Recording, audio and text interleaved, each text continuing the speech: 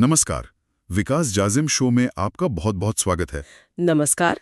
आज हम हिंदी भाषा के कुछ शब्दों की गहराई में उतरने वाले हैं। जी, और सिर्फ उनके अर्थ नहीं, बल्कि उनके जैसे लगने वाले दूसरे शब्दों यानी पर्यायवाची शब्दों के बीच के जो बारीक अंतर हैं, उन्हें समझेंगे। बिल्कुल, क्योंकि सही शब्द का सही जगह इस्तेमाल करना ही भाषा को सुंदर बनाता है। तो चलिए इस ज्ञान यात्रा की शुरुआत करते हैं। चलिए। तो हमारा पहला शब्द है अनूठा। इसका एक सामान्य अर्थ तो यही है कि जो सबसे अलग हो, कुछ खास, कुछ अद्भुत सा लगे। जी। अब इसके जो पर्यायवाची हैं, वो इस अलग होने के अलग-अलग पहलुओं को दिखाते हैं। अच्छा। पर्यायवाची एक, विचित्र। इसका मतलब है अजीब या असामान्य। हम्म। पर्यायवाची दो, विलक्षण, यानी जिसमें कोई असाधारण गुण हो। विलक्षण। पर्यायवाची तीन, बेजोड़, मतलब जिसका कोई मुकाबला ही न हो सके। पर्यायवाची चार, निराला, जो अपने ढंग का, अपने आप में अलग हो। और पर्यायवाची पांच, अनोखा। इसका अर्थ है जो साधारण से भिन्न हो। बहुत दिलचस्प। अगला शब्द है अन्वेषक, यानी वो व्यक्ति जो किसी नई चीज, तथ्य या जानकारी की खोज में लगा हो। बिल्कुल, और ये खोज किस तरह की है, इसी से इसके पर्यायवाची तय होते हैं। जैसे पर्यायवाची एक, वैज्ञानिक, वो जो विज्ञान के आधार पर खोज करता है। पर्यायवाची दो, पुरातत्ववेत्ता, जो प्राचीन वस्तुओं का शोध करता हो। आर्कियोलॉजिस्ट। पर्यायवाची तीन, आविष्कर्ता, जो कोई बिल्कुल नई चीज बनाता या खोजता है। और पर्यायवाची चार, अनुसंधानकर्ता, मतलब किसी तथ्य की गहरी जांच पड़ताल करने वाला व्यक्ति। समझ गया। अब आते हैं अगले शब्द पर, आक्षेप। इसका सीधा सा मतलब है किसी पर कोई दोष या बुराई का आरोप लगाना, है ना? हाँ, लेकिन यहाँ कानूनी और सामान्य संदर्भों का अंतर बहुत महत्वपूर्ण है। अच्छा। पर्यायवाची एक, इल्जाम, ये दोष लगाने का एक सामान्य कार्य है। पर्यायवाची दो, दोषारोपण, मतलब थोड़ा औपचारिक रूप से दोष लगाना। में लगता है। मतलब अभियोग एक लीगल चार्ज है। बिल्कुल। बहुत बढ़िया। हमारा अगला शब्द है आखिरकार। मतलब लंबे समय या कोशिश के बाद अंत में। जी, और इसके पर्यायवाची इस अंत या परिणाम पर ही जोर देते हैं। कैसे? पर्यायवाची वन, परिणामतः, यानी अंत में जो निष्कर्ष प्राप्त हुआ। पर्यायवाची टू, फलतः, इसका मतलब भी है परिणाम स्वरूप। पर्यायवाची थ्री, अंततो गत्वा, ये थोड़ा गहरा शब्द है, मतलब कई बातों के बाद जो अंतिम स्थिति बनती है। और अंत में पर्यायवाची फोर, अंततः, यानी सब कुछ होने के बाद, एट द वेरी एंड। ठीक है। अगला शब्द अन्वेषक से ही जुड़ा हुआ है, अन्वेषण। हाँ, अन्वेषक व्यक्ति है और अन्वेषण वो प्रक्रिया है, मतलब किसी विषय या तथ्य की गहराई से खोज करना। और इस प्रक्रिया के भी कई रूप होंगे। जी हाँ। पर्यायवाची वन, शोध, यानी एक गहरी जांच, जिसे हम रिसर्च कहते हैं। रिसर्च, सही। पर्यायवाची दो, विश्लेषण, यानी तथ्यों का अध्ययन, एनालिसिस। पर्यायवाची तीन, जांच, तथ्य पता करने की क्रिया, इन्वेस्टिगेशन। सही। पर्यायवाची चार, गवेषण, इसका अर्थ भी अनुसंधान ही है। पर्यायवाची पांच, खोज, यानी कोई नई चीज ढूंढना। और आखिरी पर्यायवाची छह, अनुसंधान, इसका अर्थ है एक गहरी पड़ताल। वाह। अब एक बहुत ही आम शब्द पर आते हैं, अपमान, यानी किसी की प्रतिष्ठा को चोट पहुंचाना। इसके पर्यायवाची अनादर के अलग अलग स्तरों को दिखाते हैं। अच्छा। पर्यायवाची एक, बेइज्जती, मतलब सम्मान की हानि। पर्यायवाची दो, तिरस्कार, तिरस्कार में थोड़ा नजरअंदाज करने का भाव है। किसी को नीचा दिखाना। हाँ। पर्यायवाची तीन, अवज्ञा, यानी आदर न देना या आज्ञा न मानना। पर्यायवाची चार, अवमान, सम्मान को घटाना। और पर्यायवाची पांच, अनादर, इसका अर्थ भी सम्मान न देना ही है। बिल्कुल। अगला शब्द है आगार। ये उतना आम नहीं है।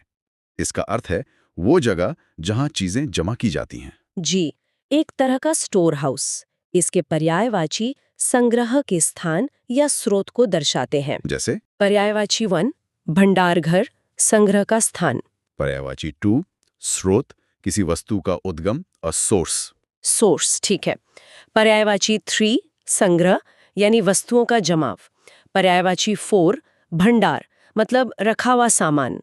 और पर्यायवाची 5 खान, जैसे कोयले की खान जो खनिज का स्रोत या आगार है। बहुत अच्छे। अब देखते हैं शब्द आघात। इसका अर्थ है कोई जोरदार टक्कर या चोट। जी, इसके पर्यायवाची हैं पर्यायवाची 1 प्रहार यानी जोर से मारना। पर्यायवाची 2 आक्रमण मतलब हमला करना, अटैक। हाँ। पर्यायवाची 3 ठोकर यानी टकराना। और पर्यायवाची 4 चोट मतलब कोई शारीरिक क्षति। सीधा और स्पष्ट। अगला शब्द है आधार। इसका मतलब है वो चीज जिस पर कुछ टिका हो या निर्भर हो। बिल्कुल, अ फाउंडेशन और सपोर्ट। और इसके पर्यायवाची सहारे के अलग अलग रूपों को दिखाते हैं। ये दिलचस्प है। पर्यायवाची 1 सहारा जो टिकने में सहायक हो। पर्यायवाची 2 भरोसा यानी विश्वास, ये एक भावनात्मक आधार है। सही। एक कुछ हो। पर्यायवाची 5 आश्रय, सुरक्षा का स्थान। और पर्यायवाची 6 अवलंब यानी टिकाव का बिंदु। अब एक बहुत ही सामान्य शब्द आदि, इसके तो कई मतलब होते हैं। जी, इसके 2 मुख्य अर्थ हैं। एक तो शुरुआत और दूसरा किसी सूची को संक्षिप्त में बताने के लिए। हाँ, वगैरह। बिल्कुल। तो पर्यायवाची 1 शुरू यानी आरंभ। पर्यायवाची 2 प्रथम यानी पहला। पर्यायवाची 3 आदिम मतलब प्रारंभिक रूप। पर्यायवाची 4 आरंभिक जो शुरुआत से जुड़ा हुआ हो। और दूसरे अर्थ में? दूसरे अर्थ में पर्यायवाची 5 वगैरह जो आदि को ही दर्शाता है। और पर्यायवाची 6 इत्यादि ये भी यही बताता है कि सूची आगे भी जारी है। ठीक है। अगला शब्द है अपराध। इसका मतलब तो साफ है कोई भी काम जो कानून के विरुद्ध हो। जी, और इसके पर्यायवाची गलती और कानूनी जुर्म में फर्क दिखाते हैं। अच्छा। पर्यायवाची 1 दोष यानी कोई गलती। पर्यायवाची 2 कसूर, इसका मतलब भी कोई त्रुटि या भूल है। तो ये दोनों हल्के शब्द हैं। हाँ। लेकिन पर्यायवाची 3 जुर्म, ये गंभीर कानूनी अपराध है। A crime. समझ गया। अब बात करते हैं आचरण की, मतलब किसी व्यक्ति का व्यवहार या चाल चलन। सही कहा। और इसके पर्यायवाची व्यवहार कैसा है, अच्छा या बुरा, ये बताते हैं। जैसे? पर्यायवाची 1 सदाचार यानी अच्छा आचरण। पर्यायवाची 2 शिष्टाचार मतलब सभ्य व्यवहार, एटिकेट। पर्यायवाची 3 व्यवहार दूसरों के साथ बर्ताव। पर्यायवाची 4 बर्ताव व्यवहार करने का तरीका। और पर्यायवाची 5 चाल चलन जीवन जीने का तरीका। बहुत खूब। अगला शब्द है आज्ञा, जिसका मतलब है आदेश या अनुमति। जी, और इसके पर्यायवाची आदेश की औपचारिकता और स्वीकृति के स्तर को दर्शाते हैं। इसमें भी स्तर हैं। बिल्कुल। पर्यायवाची 1 निर्देश कुछ करने को कहना। पर्यायवाची 2 फरमान, ये एक औपचारिक शाही आदेश जैसा है। पर्यायवाची 3 आदेश सीधा हुक्म। पर्यायवाची 4 हुक्म एक अनिवार्य निर्देश। और अनुमति के तौर पर? अनुमति के लिए है पर्यायवाची 5 अनुमति यानी कार्य की स्वीकृति। पर्यायवाची 6 इजाजत अनुमति देना। और पर्यायवाची 7 अनुज्ञा एक औपचारिक स्वीकृति। बेहतरीन। अब है शब्द आदर्श, मतलब वो श्रेष्ठ उदाहरण जिसका अनुकरण किया जाए। जी, अ रोल मॉडल और अ स्टैंडर्ड। इसके पर्यायवाची एक मानक या उदाहरण को ही स्थापित करते हैं। बताइए। पर्यायवाची 1 प्रतिरूप यानी अनुकरण करने योग्य रूप। पर्यायवाची 2 नमूना यानी उदाहरण या सैंपल। पर्यायवाची 3 प्रतिमान मतलब एक मापदंड।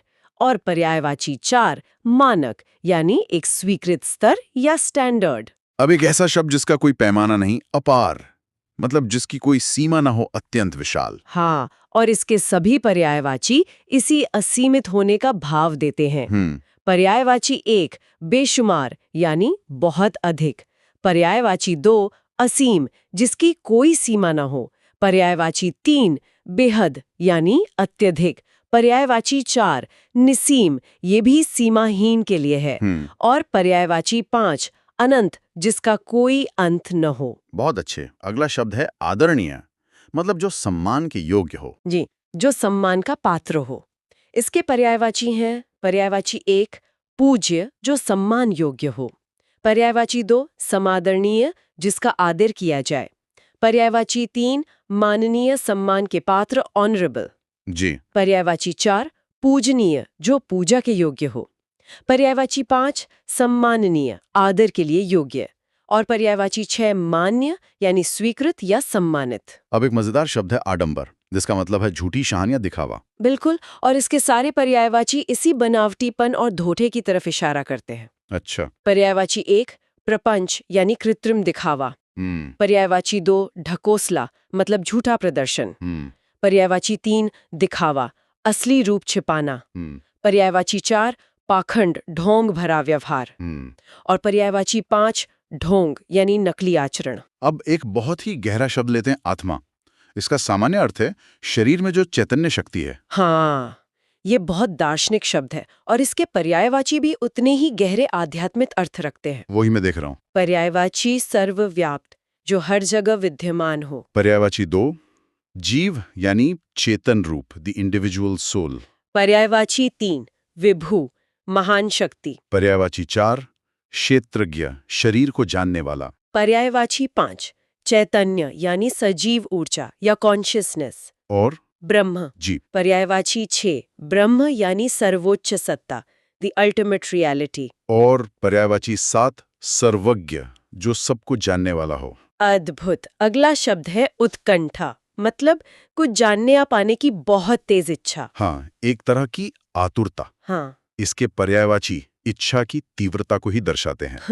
पर्यायवाची 1 प्रबल इच्छा, मतलब बहुत प्रबल या तेज इच्छा। पर्यायवाची 2 लालसा, एक गहरी चाह। पर्यायवाची 3 उत्सुकता, बेचैनी से प्रतीक्षा करना। पर्यायवाची 4 चाव, रुचि और इच्छा। और पर्यायवाची 5 आतुरता, यानी व्यग्र या बेचैन अवस्था। और आज का हमारा अंतिम शब्द है उत्तम।